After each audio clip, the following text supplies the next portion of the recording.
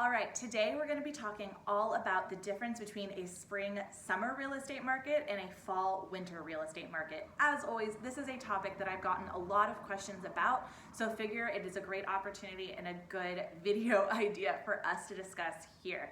So typically what people really want to know is how the different seasons will affect purchase prices and the amount of homes on the market, aka the inventory of homes.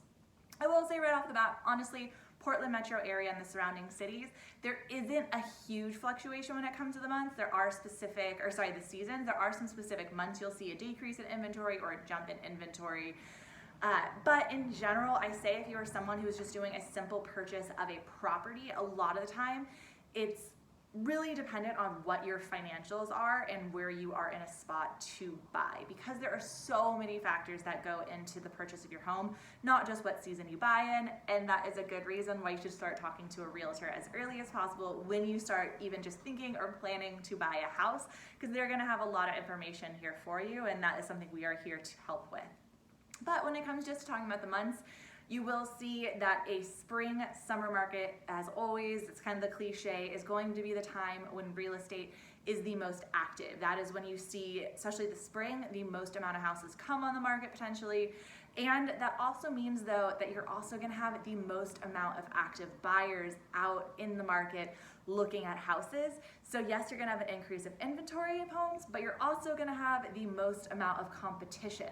So that's where I really say in the Portland metro area, it's not really a matter of waiting out to certain seasons or planning in that way, because you'll find a lot of benefits of a fall-winter market as well.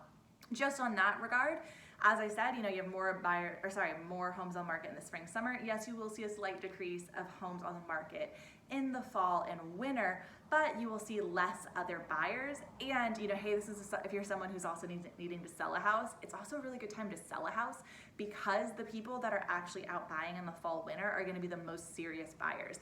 They are going to be the buyers who are willing to go out in the rain and the snow or whatever's happening and actually go and find that house. They might have been looking for a while and are just ready to figure out and find that house. But that's a little tidbit on the side if you're someone who's looking to sell. I also work with home sellers, so I had to point that out. But as a buyer, it's a really good time to look at homes because, one, as I said, you're going to have a little bit less inventory possibly, but you're also going to have less people to compete with. The sellers that are on the market at this time also tend to be a little bit more serious. They're people that need to sell because they're moving because of work, family, what have you. And so they're really just looking to get out there and sell their house. They're not like waiting for that ideal time of the spring and summer. So that can bring really good opportunities. And then the biggest one I have to say, as a realtor who works in the Pacific Northwest, winter and fall is a really, really good time to see houses, and especially a really good time to do inspections, because it is when you have all that rainfall. That is when you're gonna have a really good idea of what's happening in the roof, attic, the crawl spaces, basements, and what moisture does to that house and how ready it is to take on moisture.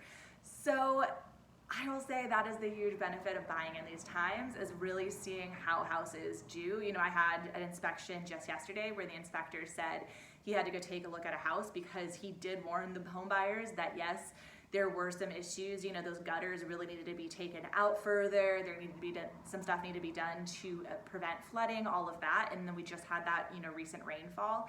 And of course they had moisture issues. So being, a great guy, he went over and helped them and explained some stuff further to them and what they need to go do.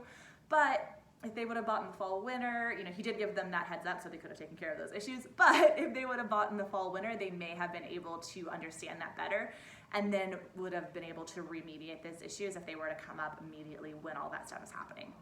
So hope all of that was helpful. There's a bunch of other things I could talk about. Did actually want to note here quick, the biggest factor that really comes into this, I kind of touched on it earlier, is your finances. So making sure you have that conversation early as well with a loan officer, because right now we have historically low interest rates, and as I said, purchase prices are on the rise, which means your buying power will be significantly affected if we do see those increase of interest rates. And as predicted and as seen, we do continue to see those purchase prices rise. That will really affect the type of home you can buy, or even your ability to buy a house. So waiting for a certain particular time, I did have a home buyer ask me recently, like, oh, should I wait until the fall? We're pretty much in the fall, but this this was a few months ago, should I wait till the fall to buy a house because prices will lower? And I was like, that doesn't really happen here. We don't have the same markets as other cities where maybe, Minnesota, it's gonna snow all the time and you don't have a fall market winter market, or Arizona where it's too hot and you can't buy. Like, we don't really have those seasons like other places, so you don't see it affect our market in the same way as drastically as you would in other places. So just wanted to make those little notes again, reiterate those facts. If you have any questions for me, I am here and available to talk with you about these factors or any other factor that comes into your home buying or home selling plans. I'm happy to be that resource for you if you live in the Portland metro area, or if you need an agent anywhere else. I have a great network of people that I've actually met through social media platforms like this. So always feel free to give me a call, text me, DM me on whatever platform you're watching this on. And then I will also just ask here at the end, please give us a follow if you found this information helpful. Like, comment, tell us what you think about the video itself. And then, yeah, I look forward to talking with you more. Thanks.